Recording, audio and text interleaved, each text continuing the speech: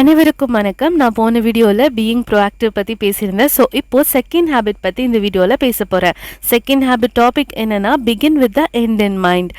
இதை பற்றி நீங்கள் என்ன நினைக்கிறீங்க? எங்கள் ஆத்தர் ஒரு விஷயம் தொடங்குறதுக்கு முன்னாடியே அதோட கன்க்ளூஷன் இப்படி தான் இருக்கணும்னு நினச்சிட்டு ஸ்டார்ட் பண்ண சொல்கிறாரு. இதை பார்க்கும்போது கொஞ்சம் பாசிட்டிவிட்டியை ஆட் பண்ணியிருக்காரு. எக்ஸாம்பிளுக்கு பிஸ்னஸ் எடுக்கும் போது நான் ஸ்டார்ட் பண்ணும் போது முன்னாடி ஒரு பாசிட்டிவ் தாட் அண்ட் அதோட எண்டிங் இப்படி இருக்கணும்னு மைண்டில் fix ஆகிருக்கணுமா.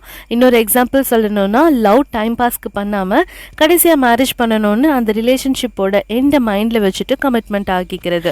Welcome to the minds. நான் சௌஜி. இப்போ நான் பேசுகிற இந்த ஹேபிட் நான் என் லைஃப்பில் யோசிச்சுட்டு கூட பார்த்ததில்ல. ஏன்னா லைஃப் எப்படி போதோ அது பாட்டுக்கு போட்டுன்னு தான் இருந்திருக்கோம்.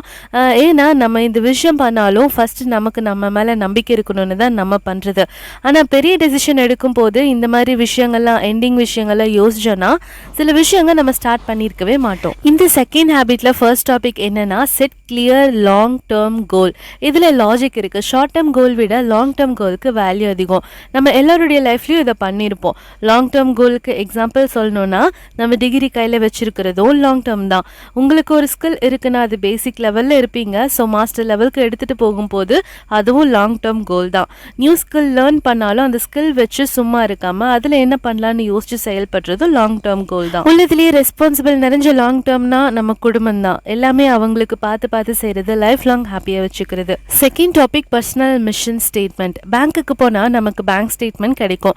அதில் எவ்வளோ அமௌண்ட் கிரெடிட் ஆயிருக்கு, எவ்வளோ டெபிட் ஆயிருக்கு, எவ்வளோ இன்ட்ரெஸ்ட் ஆட் பண்ணியிருக்காங்கன்னு. அதே மாதிரி நம்ம பர்சனல் லைஃப்க்கு ஸ்டேட்மெண்ட் இருந்தால் எப்படி இருக்கும்னு நம்ம தான் டிசைட் பண்ணணும். அந்த ஸ்டேட்மெண்ட் எடுத்து பார்த்தா நமக்கு கிளியராக ஒரு அண்டர்ஸ்டாண்டிங் இருக்கணும். என்னன்னா ஃபர்ஸ்ட் நம்ம என்ன பண்ணணும், செகண்ட் நம்ம என்னவா மாறணும். ஃபர்ஸ்ட் நீங்கள் என்ன பண்ணணும்னு யோசிச்சா என்னவா மாறணும்னு ஆட்டோமேட்டிக்காக உங்களுக்கு புரிஞ்சிடும். இதில் ஒரு எக்ஸாம்பிள் சொல்லணும்னா இப்போ நீங்கள் ஹியூமன் பாடி ஹெல்த் ரிலேட்டட் பயாலஜியில் இன்ட்ரெஸ்ட் இருக்குது. நீங்கள் அதுதான் படிக்கணும்னு ஆசைப்படுறீங்க. உங்கள் கோல் அதில் செட் பண்ண நினைக்கிறீங்க.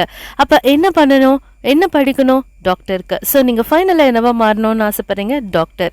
அதே மாதிரி தான் பிஸ்னஸ் மேனாக இருக்கட்டும், பாலிட்டிக்ஸாக இருக்கட்டும், நமக்கு ஸ்டேட்மெண்ட் வேணும். நமக்கு என்ன தேவைன்னு தெரிஞ்சால் தானே எல்லாம் கிளியர் ஆகும். Third topic prioritize and organize. இதில் உங்களுக்கு எதுவும் ஐடியா இருக்கா? எதுக்கு ப்ரையாரிட்டைஸ் கொடுக்கணும்னு?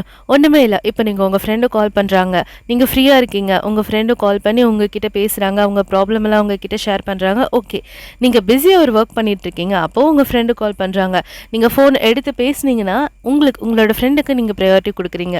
அதுவே நீங்கள் அட்டென்ட் பண்ணாமல் ஒர்க்கில் கான்சென்ட்ரேட் பண்ணுறீங்கன்னா நீங்கள் உங்கள் ஒர்க்குக்கு ப்ரையாரிட்டி கொடுக்குறீங்க. இதில் நீங்கள் தான் டிசைட் பண்ணணும் உங்கள் ப்ரையாரிட்டைசேஷன். அண்ட் ஆர்கனைஸ்னு ஒரு ஒர்க் பண்ணும்போது எல்லாம் ஆர்கனைஸ்டாக வச்சுட்டு ஃபோனை சைலண்டில் வச்சுட்டு நீங்கள் ஒர்க் பண்ணுறது. இந்த 3 டாப்பிக்கில் ஃபஸ்ட்டு மட்டும் தான் நான் ஃபாலோ பண்ணுறேன். பேலன்ஸ் ரெண்டும் கண்டிப்பாக ட்ரை பண்ணணும். நீங்களும் உங்களுக்கு செட் ஆச்சுன்னா நீங்களும் ட்ரை பண்ணுங்கள்.